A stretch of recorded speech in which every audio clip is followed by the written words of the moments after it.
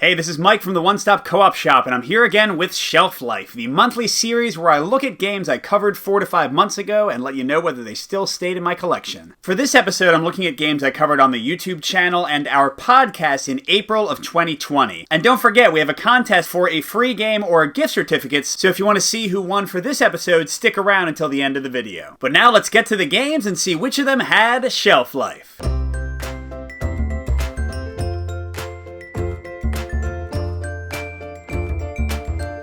First, I'm looking at Wonder Woman, Challenge of the Amazons, a cooperative game of programming where players control Wonder Woman and her allies and try to fight off one of her supervillains. So did this family weight game stick around in my collection? Nope. I really appreciated the streamlined mechanics in Wonder Woman's design, and I liked the variety between the three villains and how they use the same basic cubes and materials to have very different effects. But the core gameplay mechanic of programming a few cards every turn and then executing some actions wasn't that interesting, and I'm a lover of programming games, but I found this one a bit too simplistic, and it also wasn't that much of a hit with my son, and it's a family weight game, so it had to go. Next we have Mental Blocks, a game of building shapes with limited information that can be played cooperatively or semi-cooperatively. So did Mental Blocks stack up with the other party game competition? Sadly, it tumbled away. I enjoyed the core concept of Mental Blocks, that each player could only see one aspect of the shape and they had to kind of talk through each other's cards to figure out how to build it. But in the end, I found it to be a bit too fragile of an experience, where you really need exactly 4 players for the best gameplay. If you go above or below that number, it didn't work as well. Next is Dawn of the Zeds 3rd Edition, a heavily thematic game where players try to survive a zombie onslaught of their town. So is Dawn of the Zeds still feasting away on my brain? You bet it is. Like I said in my review, there are a lot of things about Dawn of Zeds that might not make it appeal to some gamers. There's a lot of randomness, it can sometimes feel like busy work to work through the events for the turn, and honestly I do think it's best as a solo game. Co-op works fine, but it's not the game's strong point. But personally, I adore the great theme, the crazy variety in events, the amazing variety in heroes, and how different the game and your strategies can feel based on who's on your team. I think this is an awesome game that any thematic solo gamer should check out. Next is Cartographers, a draw and write game for solo or competitive play where players try to create the best map of their land possible. So did Cartographers have a map to my heart? Yes, it did. This one is sort of the opposite of Dawn of Zeds in that it's a tiny, quick game. It doesn't have a lot of theme,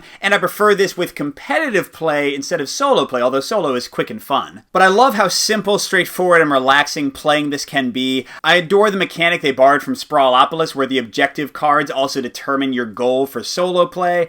It's just really nice to play with my family or by myself, and it's a tiny box, so it's not taking up much space. Speaking of tiny boxes, our next game is The Crew, The Quest for Planet 9, a cooperative trick-taking game. Last month I said I was keeping the Fox and the Forest duet. Did The Crew, its sort of direct rival, stick around as well? It did, at least for now. I discussed this a bit last month, but while the Fox and the Forest duet still excites me, The Crew has definitely been losing some of its luster. I find it feels a bit repetitive and certain player counts don't work that well, but I still love trick-taking games. I love the fact that we have some cooperative ones and I want to see more, and it's nice to have the different scenarios and things. I don't think they're great the more you play them, but it's still a really quick, fun game. You can crank out like 4 or 5 plays in no time, so I'm definitely still recommending this one. And our final game for this episode is Pendragon, The Fall of Roman Britain. Another coin game from GMT looking at Roman and British forces trying to fight off barbarian invaders. So how many coin games do I really need in my collection? Well, I guess at least one more. Out of the 3 coin games I've featured on the channel, I think Pendragon is the most challenging to get to the table.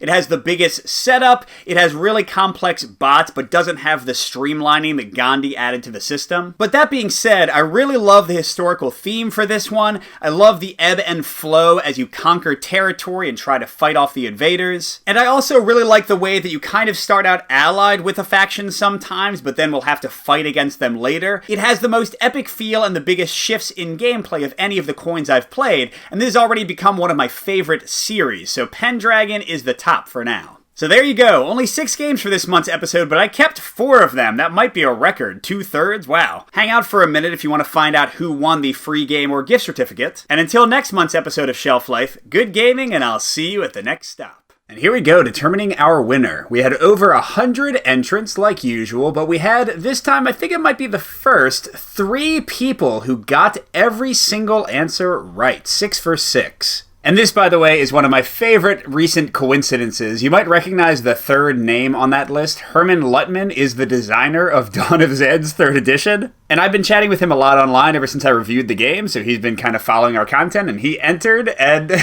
here we go. We'll see if he wins it. So let's throw our virtual D6.